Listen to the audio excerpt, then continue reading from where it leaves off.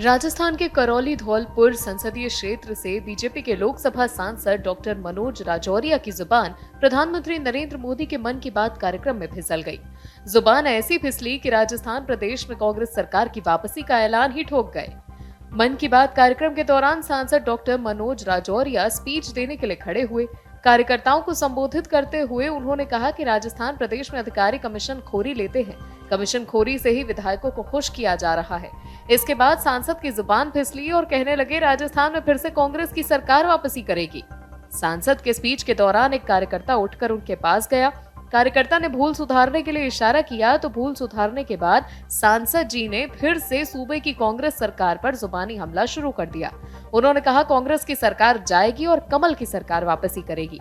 वहीं मन की बात कार्यक्रम के बाद अपनी जुबान फिसलने का स्पष्टीकरण देकर सांसद राजौरिया ने कहा कि सोशल मीडिया पर उनका जो भाषण वायरल किया जा रहा है वो कांग्रेस की साजिश है।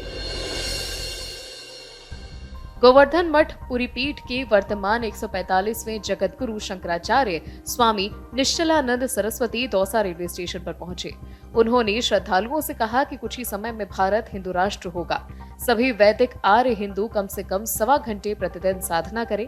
शंकराचार्य के दौसा पहुंचते ही हिंदू राष्ट्र बनाने के उद्घोष भी शुरू हो गए। हम भारत भव्य बनाएंगे, हम हिंदू राष्ट्र बनाएंगे के नारों से दौसा स्टेशन गूंज उठा।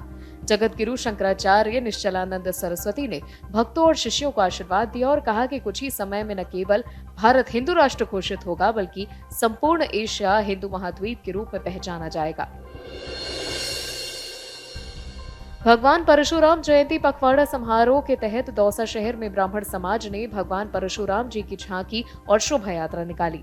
श्री सोमनाथ मंदिर से लेकर चाणक्य छात्रावास तक 1 किलोमीटर लंबी शोभा यात्रा में महिलाएं सिर पर कलश लेकर निकली।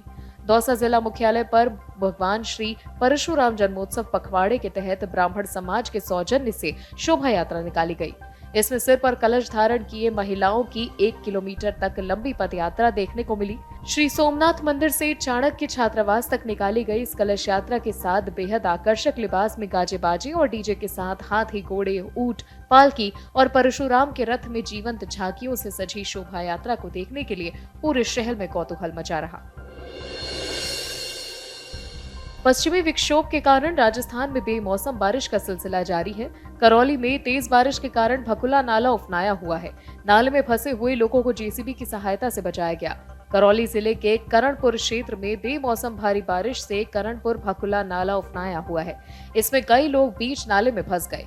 नाले के बीचों बीच कटा हुआ पेड़ पड़ा हुआ था, उस पर लोग जान बचाने के लिए चढ़ गए। फिर लोगों को चिल्लाने की आवाज आने पर आसपास के लोग मौके पर पहुंचे और उसके बाद जेसीबी की रस्सी की सहायता से उन्हें बाहर निकाला गया।